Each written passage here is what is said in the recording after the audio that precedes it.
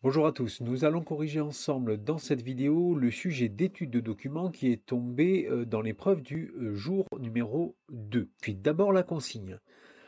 En analysant les documents et en les confrontant et en vous appuyant sur vos connaissances, montrez que la protection de l'environnement par la puissance publique est en relation avec les représentations que les sociétés se font de la nature, nature entre guillemets. Il y a plusieurs mots importants dans cette consigne, mais il y en a un qui devait quand même vous faire un petit peu réagir, c'est en les confrontant.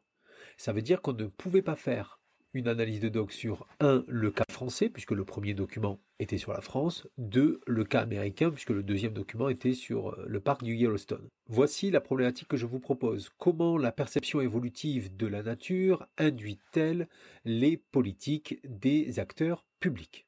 On avait donc un premier document qui est issu du ministère de l'Agriculture de 2020 et on avait un deuxième document qui était en fait la page d'accueil du site internet du parc du Yellowstone. Donc comment faire?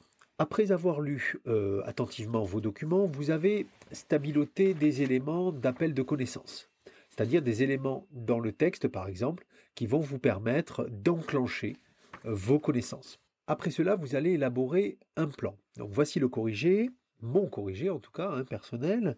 Grand 1 d'abord des représentations de la nature en évolution. Alors, le deuxième document sur le Yellowstone nous permettait de voir que on a d'abord une perception de la nature assez mythifiée, c'est la wilderness américaine, avec, en lien avec le mythe de la destinée manifeste.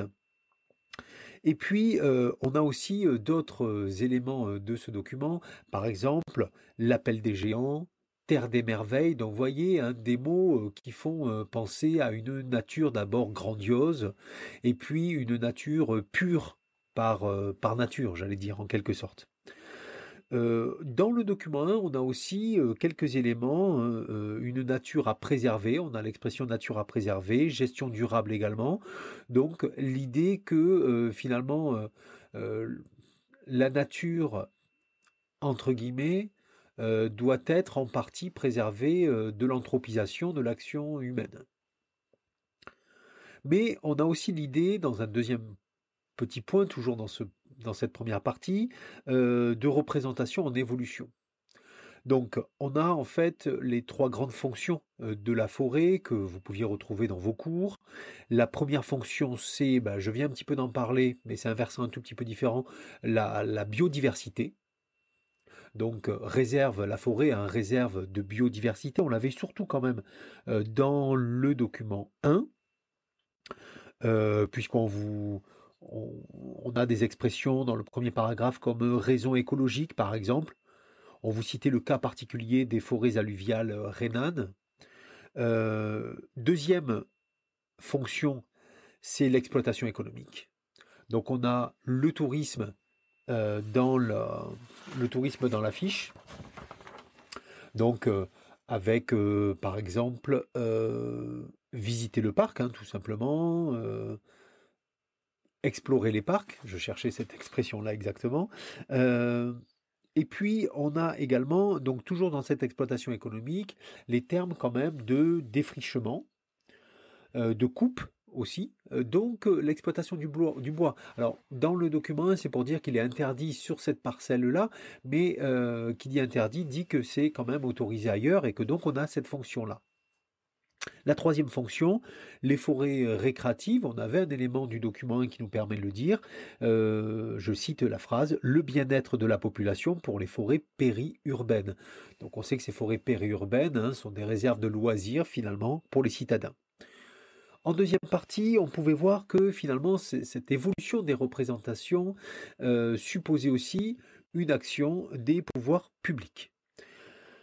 D'abord, dire que c'est une action ancienne. Bien entendu, avoir la fiche du Yellowstone, c'est bien entendu vous permettre de déclencher Yellowstone, donc la législation américaine sur les parcs nationaux qui est très ancienne, puisque c'est le premier parc créé en 1872. Le service des parcs nationaux est créé, lui, aux États-Unis en 1916. Et puis, on a aussi la mention d'un code forestier qui est ancien en France, puisque le texte mentionne donc ce code forestier en 1922.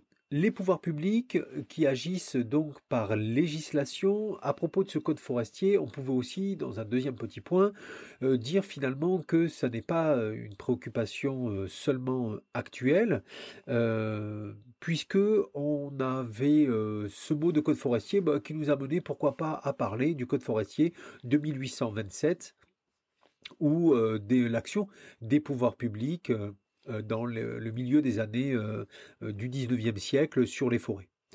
Donc ça vous permettait d'utiliser le premier jalon de l'axe 1. Et puis aussi également l'idée qu'aujourd'hui les acteurs publics ont recours aussi à un certain nombre d'autres acteurs. On a par exemple le document 2 qui pouvait déclencher tout à fait la connaissance, puisque on a l'idée de, enfin la mention faire un don. Donc sur la page d'accueil du site internet du Yellowstone, faire un don, ça permettait de voir à la fois le mécénat d'entreprise et puis également de voir le rôle aussi, hein, bien entendu, des particuliers.